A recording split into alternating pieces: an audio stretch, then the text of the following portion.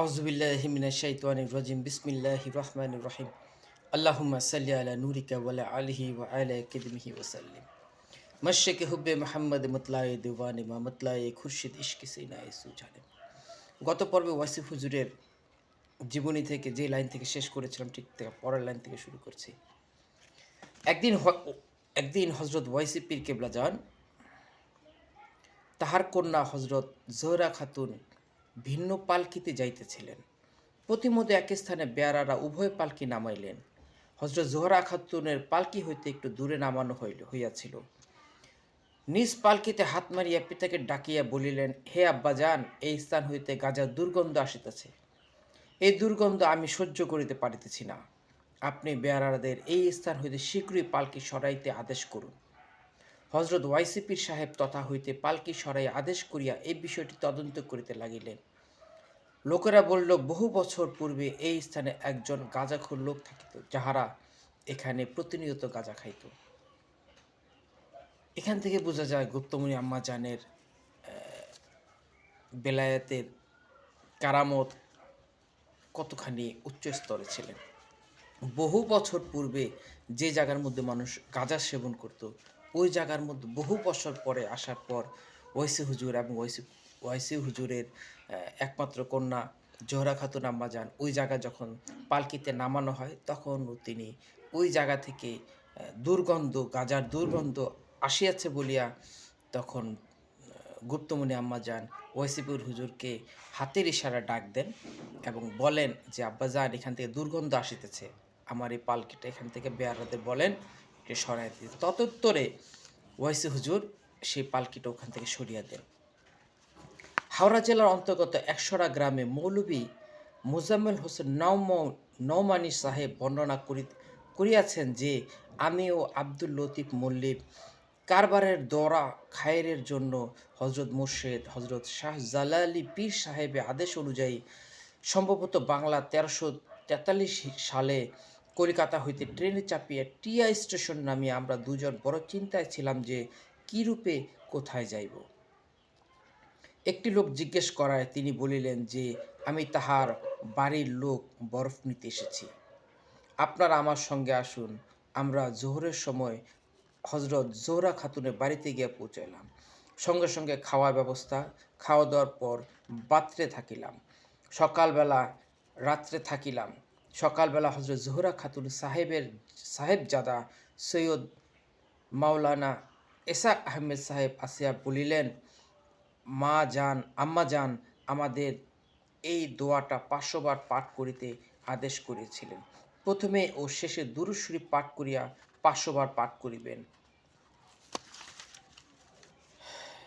কতখানি আলেমে দিন হইলে একজনের সাক্ষাৎ করিবার পূর্বে তিনি কিছু আমল দিতেন, বলিতেন, তোমরা এই আমলগুলি করো, আমলগুলি করার পর তোমাদের সাথে আমার সাথে জিয়ারত হবে, দেখা হবে। এইরকমভাবে অনেক মানুষ তিনির সাথে যখন সাক্ষাতে যাইতেন, তিনি সব সময় তাদেরকে বলিতেন, তোমরা অজু অবস্থায় থাকবা, তোমরা শরীয়ত মতো চলবা, তোমরা আল্লাহর দ্বীন প্রতিষ্ঠার জন্য মানুষকে ভালোবাসবা, মানুষের দিকে কোরআন এবং হাদিসের দিকে তোমরা ধাবিত করবা এবং নিজে আমল করবা এবং অন্যকে আমল করার জন্য উৎসাহিত করবা। এটাই তো একজন বাংলার রাবেয়া বশরীর করণীয়।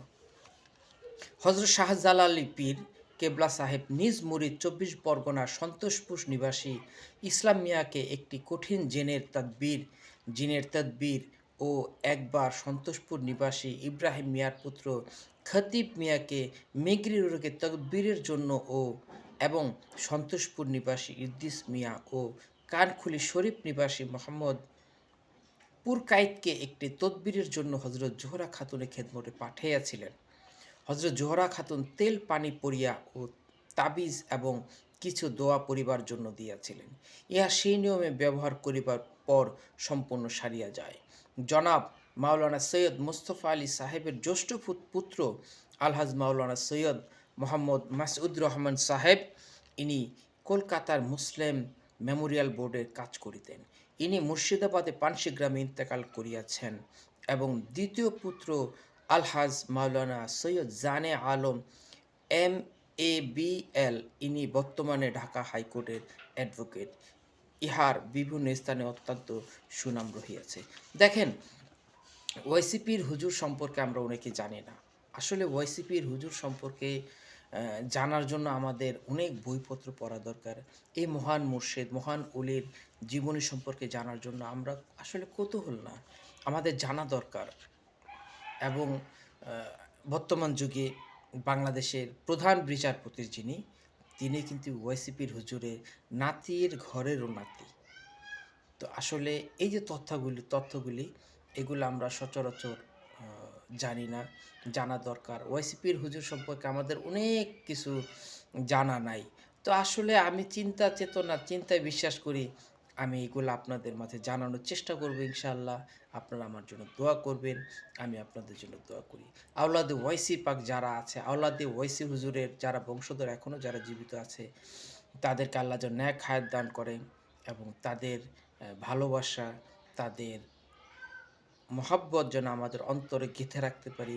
আমাদের যার, যার প্রিয় মুর্শিদের ভালোবাসা আমরা যেন হৃদয়ে ধারণ করতে পারি এবং আমাদের যার, যার প্রিয় মুর্শিদের হুকুম, আহকাম যেন আমরা মেনে চলতে পারি এবং তাদের ভালোবাসার যেন আমরা নিজেদের জীবনকে উৎসর্গ করে দিতে পারি।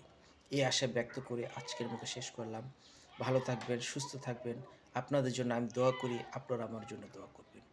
আসসালামু আলাইকুম ওয়া রাহমাতুল্লাহ।